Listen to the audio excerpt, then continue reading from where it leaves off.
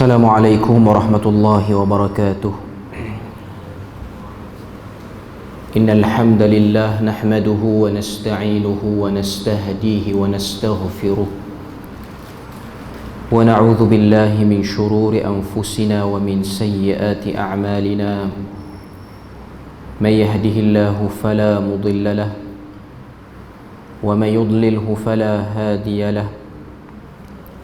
أشهد أن لا إله إلا الله وحده لا شريك له وأشهد أن محمدا عبده ورسوله يا أيها الذين آمنوا اتقوا الله وقولوا قولا سديدا يصلح لكم أعمالكم ويغفر لكم ذنوبكم ومن يطع الله ورسوله فقد فاز فوزا عظيما. الحمد لله الذي بنعمته تتم الصالحات. ربنا آتنا من لدنك رحمة وهيئ لنا من أمرنا رشدا. اللهم آت نفسي تقواها وزكيها وأنت خير من زكاها أنت وليها ومولاها. Alhamdulillah, syukur pada Allah Azza wa Jalla kerana dengan rahmat dan juga limpah kurnia yang Allah Ta'ala berikan, dapat kita bersama-sama pada malam ni. Sambungan kita daripada kitab syarahan terpilih daripada kitab Talbis Iblis, muka surat 224, bab yang ke-39, di bawah tajuk hadir ke majlis ilmu tetapi tidak beramal. Jadi kita tengok apa yang disebut oleh Al-Imam Ibnu Jauzi rahimahullahu ta'ala.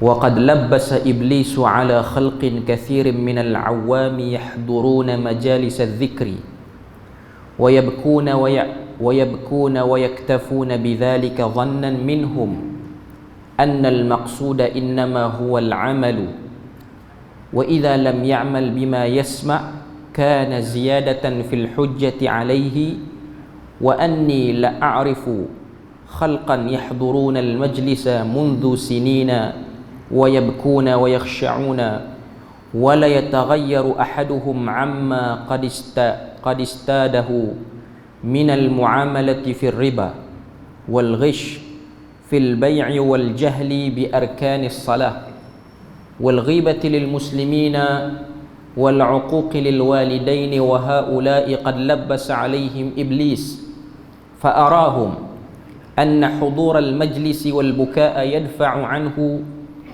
ما يلابس من الذنوب وأرى بعضهم أن مجالسة العلماء والصالحين يدفع عنكم وشغل آخرين بالتسويف بالتوبة فطال عليهم مطالهم وأقام قوما منهم للتفرج فيما يسمعونه وأهملوا العمل به. Maksud dia muka surat 245, وَقَدْ لَبَّسَ إِبْلِيسُ عَلَى خَلْقٍ كَثِيرٍ مِنَ الْعَوَّامِ. Iblis memperdayakan ramai orang-orang awam, lalu mereka pun mendatangi majlis-majlis zikir. Yahduruna majalis az-zikra wa yabkuna wa yaktafuna bidzalik. Lalu mereka telah ikut menangis dan merasa cukup dengan hal itu. Ini perihal orang awam, apa yang dilihat oleh Al-Imam Ibnu Jauzi rahimahullahu ta'ala pada zaman tersebut. Ada sekumpulan orang ni, mereka suka pergi ke majlis-majlis zikir. Majlis zikir ada dua. Pertama, majlis yang di dalamnya dibahas berkenaan dengan ilmu-ilmu syarak, dan perbahasan itu bersendikan kepada kalamullah ataupun qala Allah qala Rasul. Itu yang pertama. Dan yang kedua, pada zaman tersebut, majlis-majlis zikir ini juga ialah majlis orang yang suka beri nasihat, suka orang berkumpul padanya, satu orang penceramah ada, lalu ada kemahiran pada penceramah ni sehingga boleh menyebab orang ketawa, Orang menangis kerana mendengar kata-katanya. Itu juga salah satu daripada majlis zikir di zaman itu. Hatta zaman sekarang pun orang ingat itu majlis zikir. Dan yang ketiga ialah majlis yang orang berzikir, orang meratib. Sama ada meratib secara duduk, berdiri, ataupun boleh jadi terhuyung hayang macam majlis-majlis zikir yang melampau. Juga disebut sebagai majlis zikir. Antara tiga-tiga jenis majlis zikir ini yang disebut dalam hadis Nabi, Nabi kata, mahukah kamu aku tunjukkan kepadamu taman daripada taman-taman syurga? Maka Nabi sebut hilaqu zikri. Bila mana kamu nampak halaqah-halaqah zikir, maka farta'u, duduk kamu di situ. Halaqah zikir yang disebutkan dalam hadis Nabi itu bermaksud ialah berkumpulnya orang untuk mendengar perbahasan daripada ilmu syarak yang didasari daripada qala Allah dan qala Rasul. Itu yang dimaksudkan dalam hadis. Dalam apa yang disebut oleh Al-Imam Ibn Jauzi ni, dia kata kebanyakan orang, dia sebut perkataan al-awam, ini orang kebanyakan. Mereka duduk buat apa? Yabkun wa yaktafuna bidzalik. Mereka duduk, mereka menangis, join majlis tu dengan sebab dengar orang tu berceramah cukup pandai sehingga boleh menyentuh perasaan dia, dia menangis. Maknanya ni ialah jenis majlis zikir yang kedua.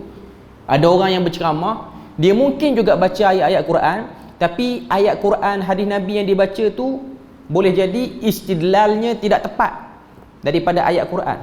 Ataupun hadis itu hadis-hadis yang tidak diketahui statusnya, boleh jadi hadis itu hadis palsu juga. Tapi dengan sebab dia pandai bercakap sehingga orang boleh menangis, wa yabkun. Majlis seperti ini, kalau orang yang berceramah tu dia ada ilmu, majlis tu ialah majlis yang bagus. Dia memberi peringatan yang melembutkan hati, sebab benda tu tidaklah dilarang dalam agama.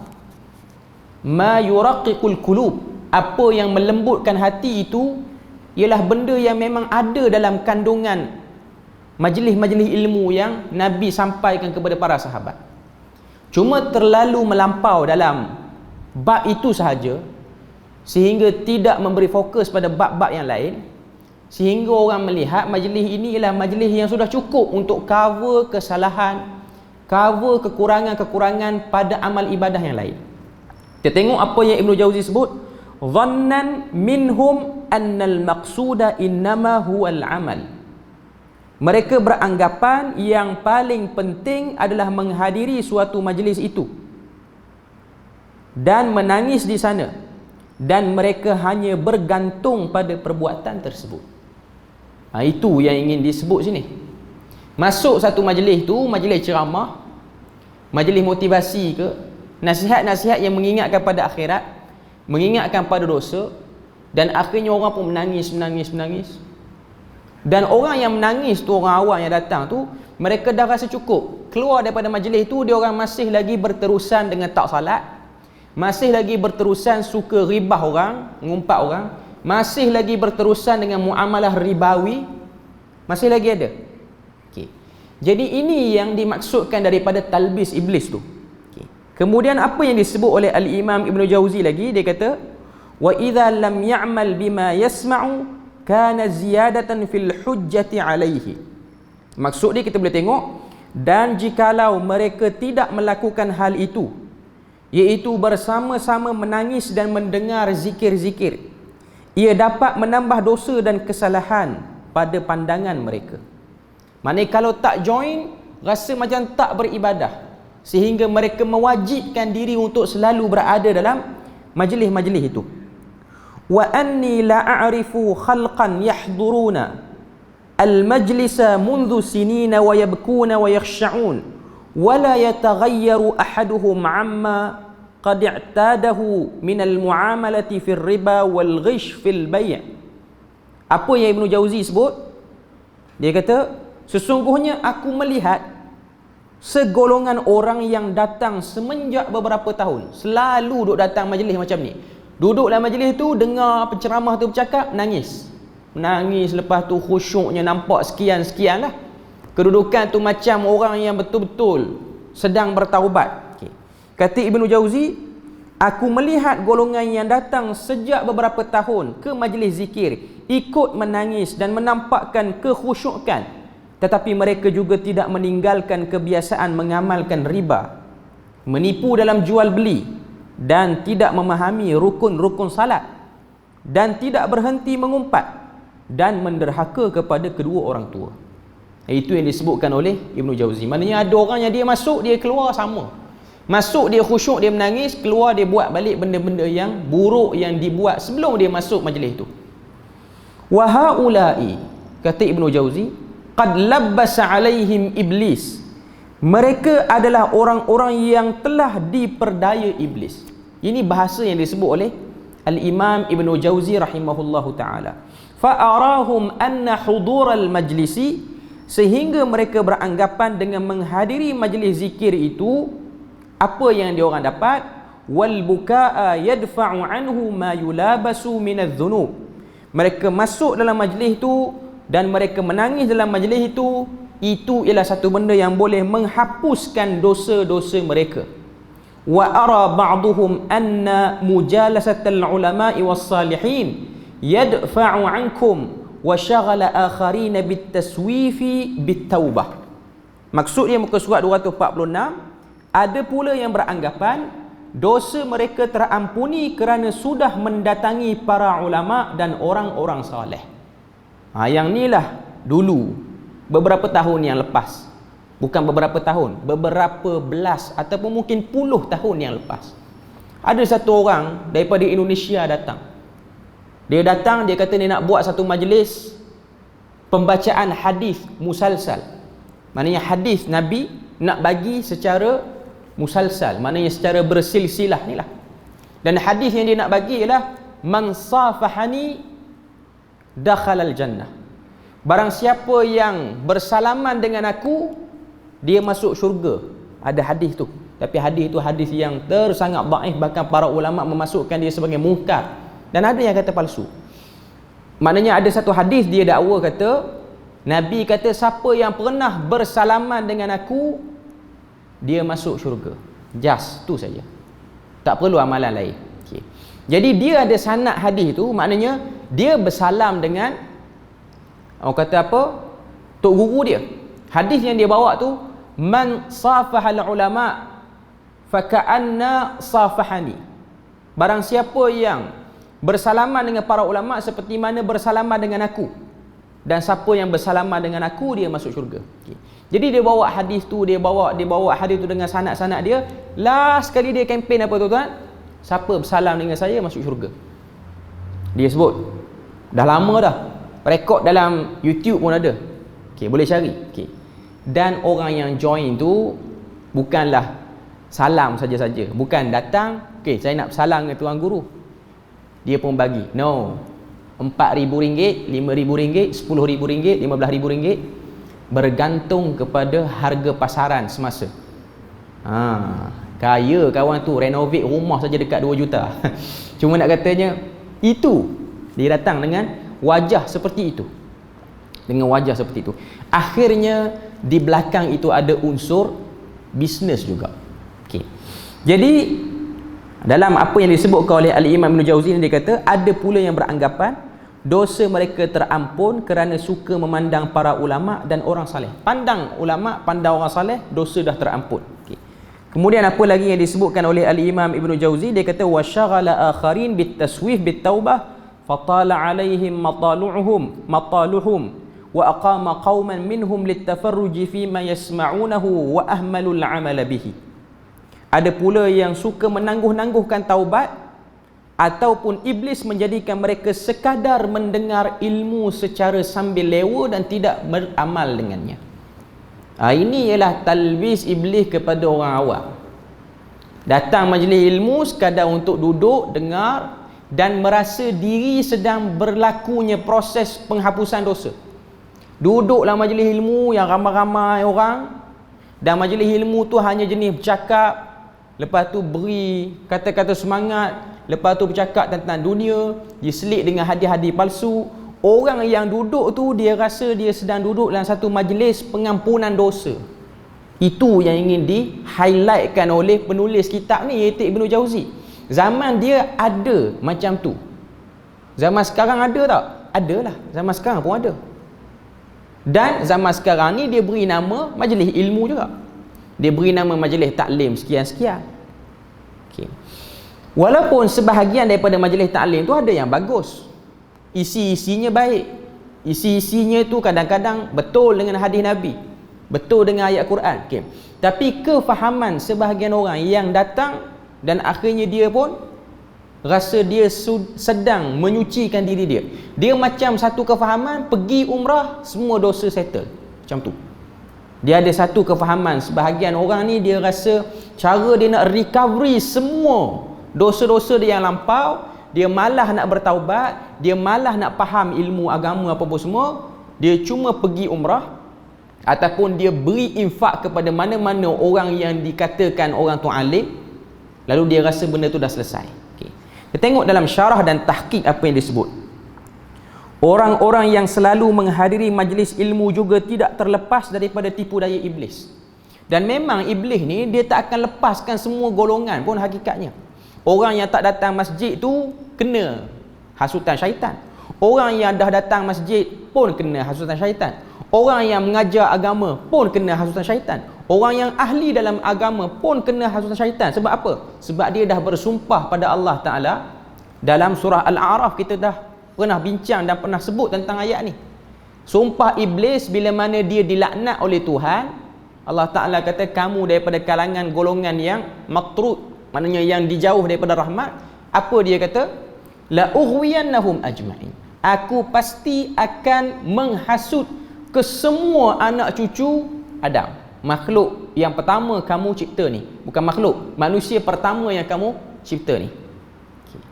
Bila mana kita tengok dalam Quran, Allah Ta'ala kata sumpah iblis ni, dia kata la ughwiyannahum ajma'in. Aku akan hasut.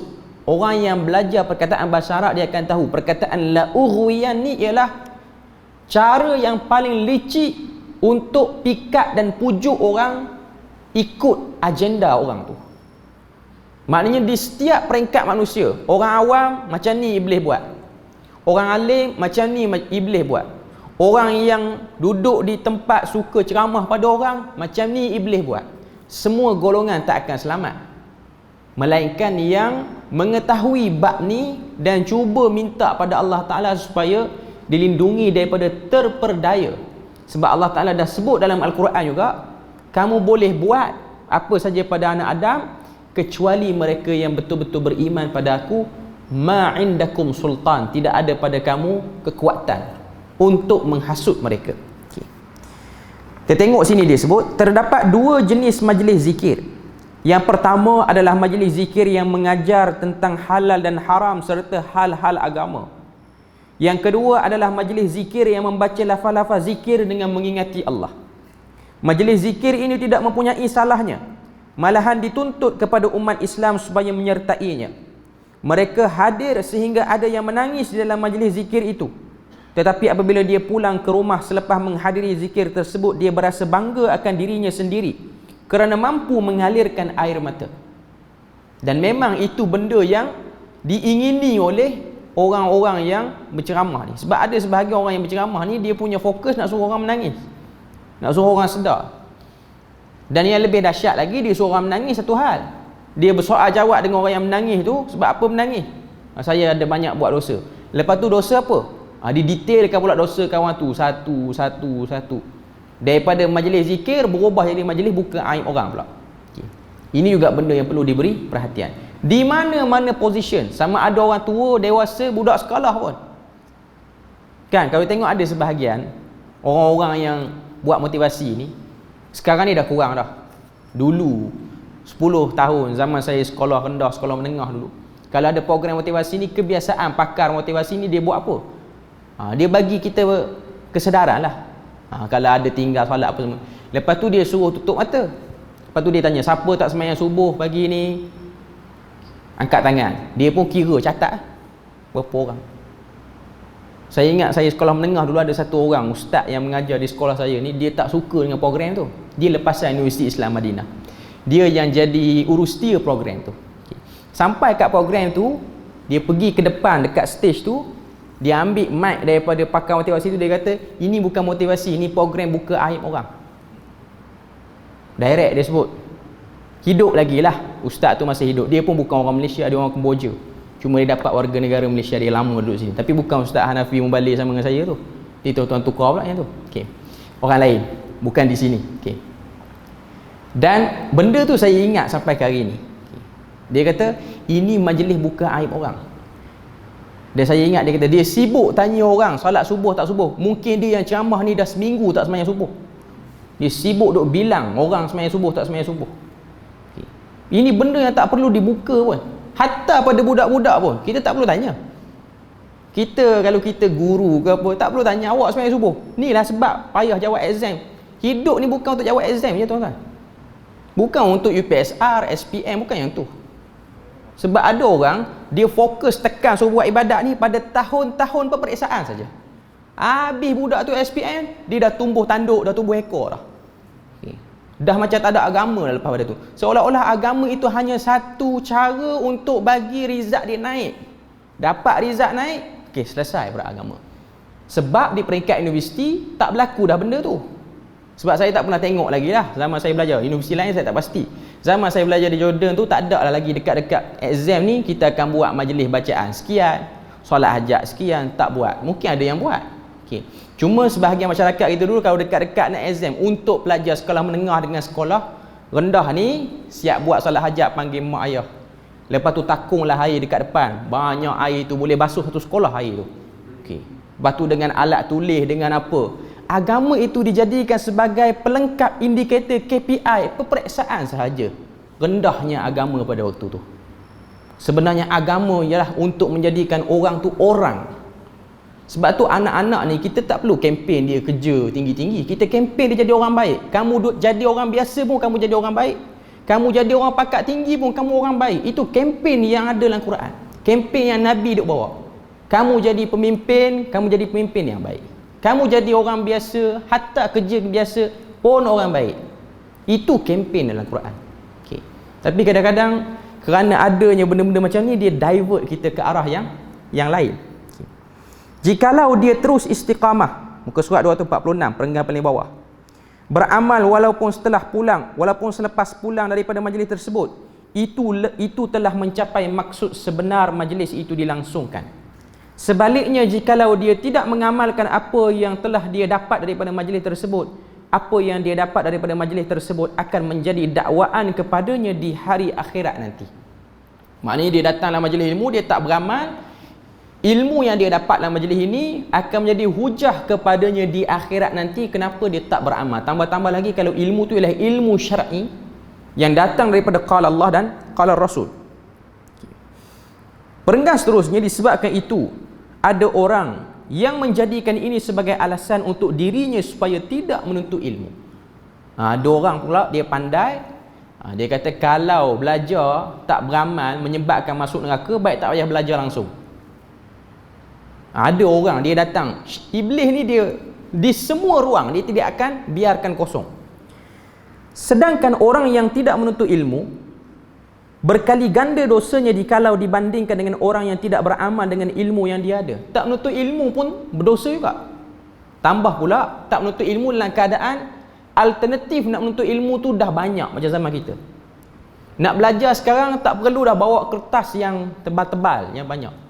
Tak perlu dah musafir sampai jauh, tak perlu.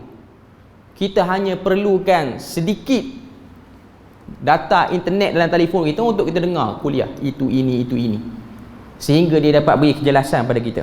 Okay. Dosa orang tidak menuntut ilmu adalah dosa tidak beramal dan dosa tidak berusaha menuntut ilmu. Maknanya dua dosa ada pada dia. Okay. Itu dia datangkan dalil itulah. Saya tak nak baca dalil itu, terus pada muka surat 248. Allah Subhanahu Wa Taala mengatakan, celakalah bagi orang yang lalai dan riak dalam salat.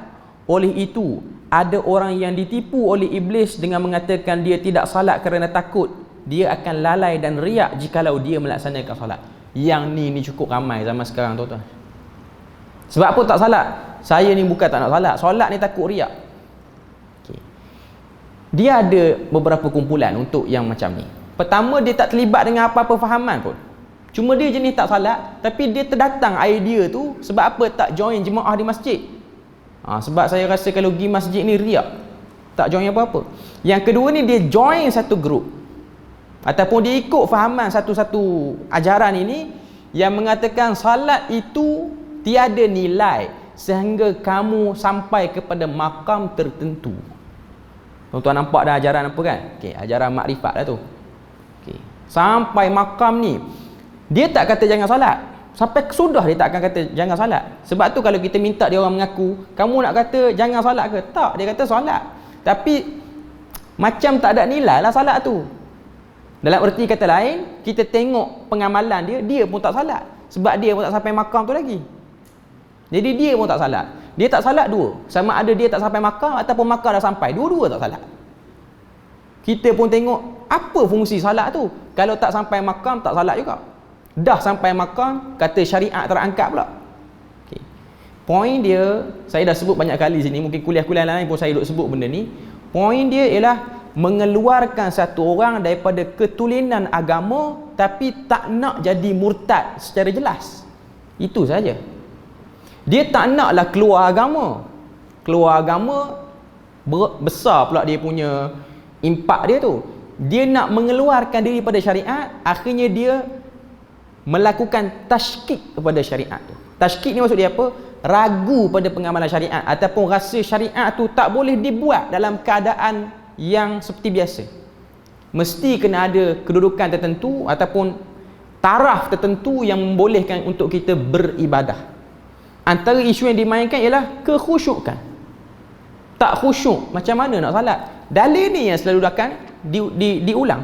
Fawailul lil musallin. Tengok Quran kata celakalah bagi orang yang salat. Buat apa salat? Sedangkan tak salat pun 2 kali celaka. Sekarang ni yang salat celaka ni salat kerana dia tidak menjaga hukum-hukum yang lain dalam salat. Boleh jadi dia semayang dia laju pada imam. Boleh jadi dia semayang dia tak tahu hukum. Dia salam dulu lah baru takbir. Semayang juga. Tapi semayang tak ketahuan hala. Dan yang seterusnya ialah tak salat langsung kerana takut kena celaka, sedangkan tak salat itu ialah 2 kali celaka sebenarnya. Jadi inilah benda-benda yang kita kena tahulah.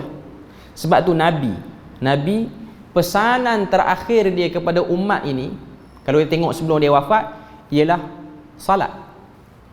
Sebab salat ini dia akan jadi pengikat kepada satu orang kepada agama yang tulen. Dia akan jadi pengikat. Dan salat ni lah kumpulan sesat mana-mana pun dia nak ganggu gugat pada amalan salat tu. Sebab tu ada kumpulan yang merasa diri dia hebat, dia akan nampakkan salat tu terlalu payah sehingga tak boleh nak buat lagi dengan taraf kita sekarang. Nanti kena belajar yang ilmu dia orang ni dulu. Barulah sampai keadaan boleh salat. Tu pun tak lama, dah sampai makam tu dah okey tinggi sikit, tak perlu pula salat sekali lagi. Poin dia ialah untuk mengeluarkan orang daripada wajah syariat yang tulen. Kita tengok muka surat 248 dia sebut, oleh itu ada orang yang ditipu oleh iblis dengan mengatakan dia tidak salat kerana takut dia akan lalai dan riak jikalau dia meninggalkan salat, jikalau dia melaksanakan salat. Sedangkan dosa bagi orang yang tidak mendirikan salat jauh lebih besar jikalau dibandingkan dengan salat dalam keadaan lalai. Dan ini bukanlah bermaksud tidak mengapa jikalau salat dalam keadaan lalai, tetapi sikap lalai dalam salat haruslah dikikis sedikit demi sedikit ketika mendirikan salat. Itu poin dia. Tetapi terdapat sekumpulan orang awam yang menangis di dalam majlis zikir, tetapi apabila keluar daripada majlis zikir itu, dia tetap meneruskan maksiatnya.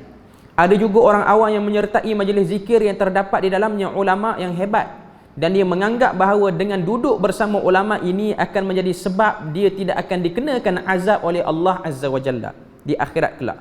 Sedangkan apabila keluar daripada majlis bersama ulama tersebut, dia terus melakukan maksiat dengan beranggapan dia akan terlepas daripada azab Allah Azza wa Jalla disebabkan dia pernah menghadiri majlis bersama para ulama. Dia ada pemikiran hidup nak ringkas dalam bab agama dia nak semudah itu. Dia kalau boleh tak nak lelah, tak nak keluar peluh setitik pun atas nama ibadah dengan ilmu itu. Tak nak keluar. Jadi nak carilah jalan mana yang boleh memudahkan dia. Inilah tipu daya iblis. Tipu daya iblis. Dia pertama tipu daya pada orang yang duduk dalam majlis ilmu. Yang kedua tipu daya kepada orang yang conduct majlis tu. Iaitu alim ulama, tukang ceramah. Dia pun jadi rasa syok. Orang makin ramai, orang suka kat dia, orang hormat kat dia. Kalau dia tu ikhlas, ini ialah laluan-laluan yang akan diganggu oleh iblis. Sebab ikhlas ni ialah benda yang sukar makam dia. Jadi orang kata apabila mana satu orang penceramah ni dia akan datang benda-benda seperti itu, tak dapat dinafikan. Okay. Ternyata bahawa dia telah tertipu dengan tipu daya iblis. Menghadiri sesuatu majlis yang baik tidak menjamin dirinya akan terlepas daripada azab Allah Azza wa Jalla. Ada juga yang hadir majlis ilmu tetapi masih mendahulukan akal daripada agama. Kekuatan tipu daya syaitan terhadap seseorang bergantung terhadap kejahilan, terhadap tahap kejahilan seseorang. Okay. Zaman kita ni lebih terbuka majlis ilmu berbanding zaman Imam Ibn Jauzi. Imam Ibn Jauzi ni kalau sebut majlis ilmu apa dia? Berkumpul di masjid, di mana-mana tempat. Macam kita sekarang berkumpul dalam ni, duduk dengar perkongsian, perbahasan daripada hadis, perbahasan daripada Al-Quran. Itu majlis ilmu. Okay. Zaman sekarang, tahun 2021 ni, dan yang nak habis dah ni, nak masuk 2022 ni, majlis ilmu dah bertukar dalam bentuk maya dah. Saya rasa dulu live kuliah ni tidaklah semeriah sekarang. Sekarang ni semua orang live kan kuliah di mana-mana tempat. Hampir semua tempat lah. Hampir semua tempat. Mungkin ada yang tertinggal tempat-tempat lain. Cuma nak cari kuliah, kalau kita ni tak pergi mana-mana maghrib, kalau kata tak ada kuliah di masjid yang kita selalu duduk-duduk tu pun, ataupun duduk di rumah ke, buka je telefon, waktu maghrib ni dia akan terlintas 1-2 link kuliah tu memang akan dapat, dia akan lalu. Okay. Jadi ada sebahagian kita yang dia tengok betul dia nak ambil ilmu. Okay. Itu yang pertama. Okay. Dan kalau dia tak beramal dengan ilmu tu, dia bersoal jawab dengan Allah Ta'ala. Okay. Yang kedua ni yang disebutkan oleh Ibn Jauzi ni, ada sebahagian orang dia duduk dalam majlis ilmu, muka surat 248 tu, yang perenggan bawah sekali, tetapi masih mendahulukan akal daripada agama. Contoh dia macam mana tu tuan? Masuk majlis ilmu tapi cari kat mana yang tak kena pada penceramah itu. Yang ni pun penyakit, macam-macam keadaan manusia. Okay. Ada juga dia tak masuk dalam majlis ilmu, dia masuk dalam live orang, dia tengok, dia komen mengarut. Dan ada setengah orang ni live duk ada ni, 2 channel duk ada ni. Okay. Dia punya juhud, dia buat fake account sampai 12-13, dia masuk semua live. Dia mencarut dalam tu. Dia mencarut yang la Islam lahu, kita boleh kata. Tidak ada Islam pada diri dia waktu dia mencarut tu. Dia sanggup, orang kata apa, tukar personality diri dia. Dia masuk, dia maki. Saya bukan kata kita ni kena bersetuju dengan semua apa yang disebut oleh penceramah. Kita tak diwajibkan untuk bersetuju. Cuma kita perlu lebih beretika waktu tengok live orang. Dan kita kena ingat, walaupun kita tak duduk dalam masjid waktu live tu, malaikat tetap juga mencatat apa yang kita duk buat tu. Ada orang ni duduk rumah, dia tunggu live daripada channel ni, kira nak hantam buat satu grup WhatsApp. Grup WhatsApp ni dibina ialah untuk report satu page ni supaya page ni hilang pada Facebook. Dia orang duk buat benda tu. Dia ada satu masalah sekarang, zaman sekarang ni, dia saling percakaran antara satu sama lain. Pengikut bawahan ni pun jadi satu kerja duk buat benda tu.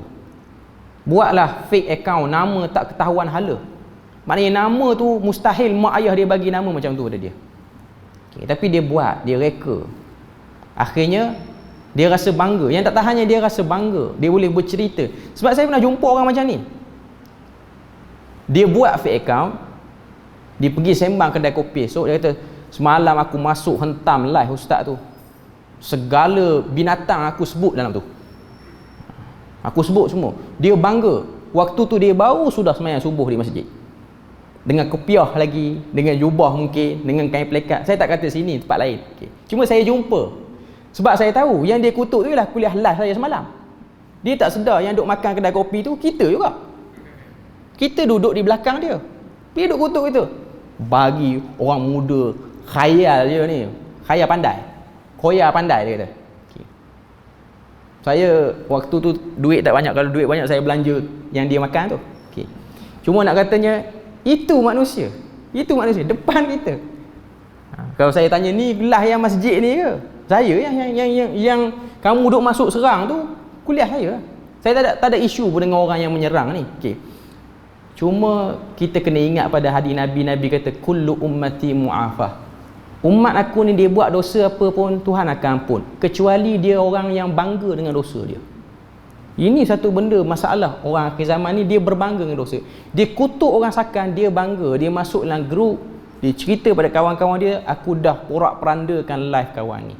Bertakwalah pada Allah pada benda tu. Kalau kita rasa tak reti dah nak cari amal soleh, janganlah buat perangai macam tu. Okay. Maknanya itu satu benda yang sangat-sangat tak patutlah. Tak setuju dan tak setuju ialah hak peribadi anda. Anda tidak dipaksa untuk bersetuju dengan apa yang disebut oleh penceramah itu. Cuma nak katanya ialah jangan kita ranakkan amal kebaikan yang dah kita buat sebelum ni.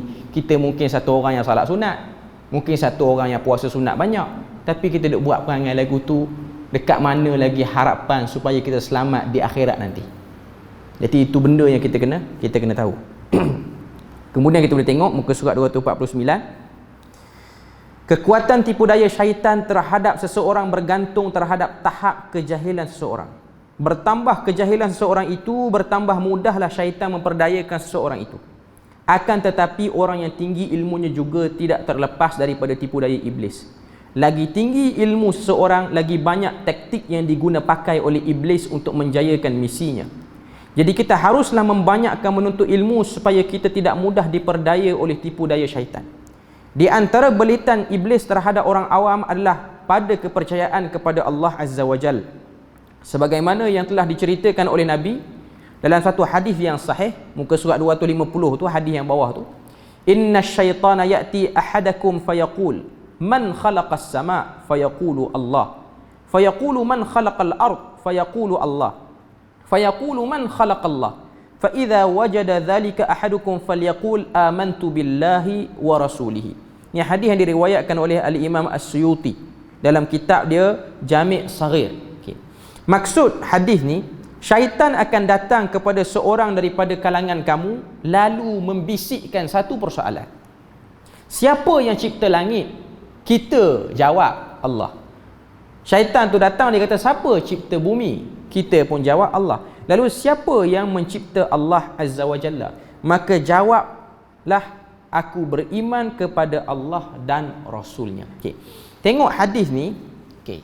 Tuan-tuan kena ingat, syaitan dia tak akanlah seskrip ini. Maknanya nak sebut macam mana? Waktu dia kata apa, dia tiupkan hasutan, bisikan pada kita tu, dia tak ada lah skema dia sebut Arab sampai kita tak perasan, kenapa duk kelintah yang Arab ni, aku tak reti sangat Arab. Okay. Dia akan datangkan bermacam-macam tashkil, bentuk hasutan tu. Okay. Mungkin yang ni ialah tahap yang paling rendah. Siapa cipta langit, siapa cipta bumi, siapa cipta Allah. Lalu dia pun ragu. Okay. Bagi orang yang intelektual, yang baca banyak, semua benda dia baca, takkanlah syaitan bodoh takat ni yang pergi jumpa dia. Mesti cerdik sikit. Okay. Dia tak akan persoal Allah, dia akan persoal sifat-sifat dan zat Allah. Di situ dia akan pergi. Allah Ta'ala ni dalam Quran dia kata macam ni. Lepas tu dia cuba timbang dengan akal dia, macam ni. Waktu tu kata Nabi, amantu billahi wa rasulihi. Aku beriman dengan Allah dan Rasulnya. Sebab apa diikat Rasul situ? Sebab tak semua kalamullah tu kita faham yang ada dalam Quran. Jadi terpaksalah kalamullah tu dirujuk dalam sabda Nabi. Ada tak Nabi terang yang ni? Okay. Kalau Nabi terang, kita baca jawapan Nabi tu. Kalau Nabi tak terang, maknanya benda tu tidak penting untuk diterangkan, dipanjangkan ataupun dibahaskan. Macam fitnah yang berlaku pada zaman imam mujtahid yang awal, iaitu Imam Abu Hanifah, Imam Malik, Imam Syafi'i dan Imam Ahmad. Cuma kemuncaknya pada zaman Imam Ahmad, bila mana orang selalu bercakap dan bertanya, Quran ni makhluk ataupun tidak? Perbahasan itu. Sedangkan Nabi tak pernah timbulkan perbahasan tu.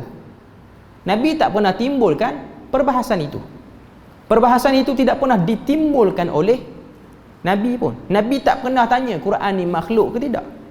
Sebab tu kalau kita tengok, waktu Imam Ahmad di penjara, ada satu orang lelaki tua, dia dipanggil oleh khalifah, yang mana khalifah nak tanya dia Quran ni makhluk ataupun tidak. Orang tua tu kata, kamu datangkan pada aku ulama kamu untuk aku tanya dia dulu sebelum kamu tanya aku. Iaitu Imam Ahmad bin Abi Du'ad yang bertelagah dengan Imam Ahmad bin Hanbal. Abi Du'ad ni lah, Ibn Abi Du'ad ni ialah Mu'tazili, seorang yang Mu'tazilah. Okay. Lepas tu orang tua tu kata, oh kalau yang ni tak payah, dia tak pandai berhujah dengan aku. Itu cara taktik nak bagi pelekeh, nak bagi kawan tu, orang tua ni tak sempat berhujah lagi dah kata aku tak reti. Okay. Apa soalan orang tua tu kepada Imam Abi Du'ad yang sehingga menyebabkan khalifah tu terfikir, rupa-rupanya kempen Quran makhluk ni ialah kempen yang buang masa banyak apa. Apa orang tua tu tanya? Orang tua tu kata kepada Imam Ahmad bin Abi Du'ad, ulama Mu'tazilah yang dekat dengan pemerintah Abbasiyah pada waktu itu, khalifah pada waktu itu, ditanya, apa yang kamu seru ni Nabi seru tak zaman dia hidup dulu? Nabi pernah seru tak? Sekalian sahabat Nabi, ketahuilah Quran tu bukan makhluk, ataupun ketahuilah Quran tu makhluk. Pernah tak dia sebut? Apa jawab kawan tu? Tak pernah. Jadi sebab apa kamu nak buang masa banyak pada benda yang tak pernah disebut dan dibahas? Sehingga khalifah pun kata, dia tak kata, cuma dia terdetik, betul orang tua ni sebut betul. Dalam kitab tak sebut nama orang tua tu siapa, dia hanya sebut ajuz, satu orang yang tua, yang dia tu juga ialah banduan penjara juga. Duduk sekali lah dengan Imam Ahmad dan lain-lain. Cuma nak kata kadang-kadang kita duk bahas panjang macam yang sekarang ni mandi safar. Poin dia ialah kita nak tanya dia, benda ni pernah wujud tak persoalan ini di zaman dulu? Tak wujud. Okay. Tak wujud bukanlah makna kata tak boleh bahas. Ada kepentingan besar tak untuk kita bahas? Kalau kita tengok tidak ada kepentingan besar. Benda ni pun telah dibahas lama. Majoriti mengharamkannya daripada aliran berbeza, bukan daripada aliran-aliran pembaharu sahaja yang kata benda ni tak betul. Aliran-aliran tradisional pun kata benda ni tak betul. Tapi kenapa perlu nak dibesar-besarkan? Yang first bercakap benda ni boleh, saya tak hairan sangat. Okay. Yang peliknya ialah yang cuba mempertahankan benda tu seakan-akan boleh. Itu yang menghairankan. Sedangkan perbahasan itu tidak dibahaskan daripada zaman awal. Bahkan Nabi sebut dengan jelas, tidak ada sial pada bulan Safar. Ada hadis yang jelas dalam bab tu. Jadi kenapa nak kena buang masa? Lepas tu kata kita, ni lah orang yang suka pecah belah masyarakat. Kita nak bagi terang, kita pula kena pecah belah. Sedangkan siapa yang memecah belahkan keadaan yang tidak terpecah peringkat awalnya? Okay. Jadi itu benda yang kita kena tengok apa yang ingin disebutkan oleh Al-Imam Ibn Jauzi. Muka surat 250. Maka berdasarkan hadis itu, jikalau kita ditiup rasa was-was kepada Allah Subhanahu wa taala, maka bisikkanlah ke dalam diri kita dan berkata, amantu billahi wa rasulihi. Aku beriman kepada Allah dan Rasul. Bukan setakat sebut, tuan-tuan dan puan-puan. Dia sebut dan menghayati apa yang sedang aku sebut itu. Bila mana kita sebut amantu, aku beriman. Bahasa Melayu pun dia guna perkataan beriman. Walaupun perkataan iman tu kita nak terjemah dalam bahasa Melayu, dia lebih dekat kepada maksudnya percaya. Aku beriman dengan Allah dan Rasul. Waktu kita sebut tu maknanya apa? Prioriti aku pada kalamullah dan Rasul dulu. Aku tak akan pergi cari yang lain-lain. Itu dia. Maknanya bila mana datang tashkik dalam hati kita, rasa syak itu, itulah yang perlu dikuatkan dan perlu ditetapkan. Ini yang diajar oleh Nabi ketika mana kita melalui hadis itu, supaya kita tidak mempertikaikan kekuasaan dan kesempurnaan Allah. Belitan yang seterusnya terhadap orang awam adalah syaitan akan mengganggu kita dari sudut logik. Syaitan akan memasukkan keraguan terhadap logik sesuatu perkara melalui sains. Bagaimana sesuatu yang diperintah oleh Islam itu terjadi tidak bertepatan dengan logik daripada sains dan masa kini. Maknanya banyak benda-benda yang dari segi hukum logiknya bersalahan dengan hukum yang disebut dalam nas. Itu pun juga antara belitan syaitan kepada kita. Sebab tu kalau tengok pada zaman Nabi lagi pun dah ada, zaman sahabat lagi pun dah ada. Ada satu orang, dia persoal, kenapa orang perempuan yang datang haid, waktu datang haid dia tak perlu salat dan tak perlu ganti salat tu. Waktu puasa, kalau dia tak boleh puasa, dia kena ganti pula puasa. Kenapa? Sedangkan nas sebut macam tu, tak perlu soal pun. Mengkenapakan benda tu dah salah peringkat awal pun. Kita pergi soal, kenapa benda macam ni? Kenapa tu ialah tidak layak untuk diletakkan pada benda tu. Tapi dia ada orang dia nak timbang dengan logik dia. Kita pergi lalu azan dulu.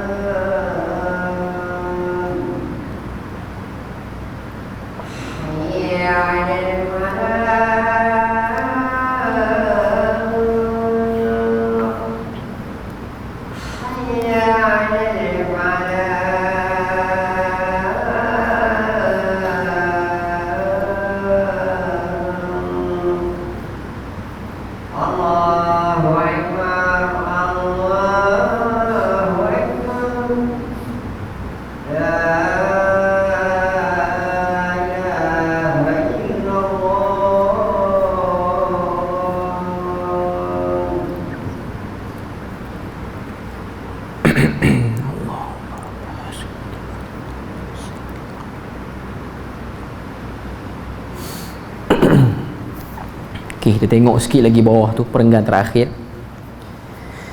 Perenggan kedua terakhir. Belitan yang seterusnya terhadap orang awam adalah syaitan akan mengganggu kita dari sudut logik. Macam contoh yang saya sebut tadi.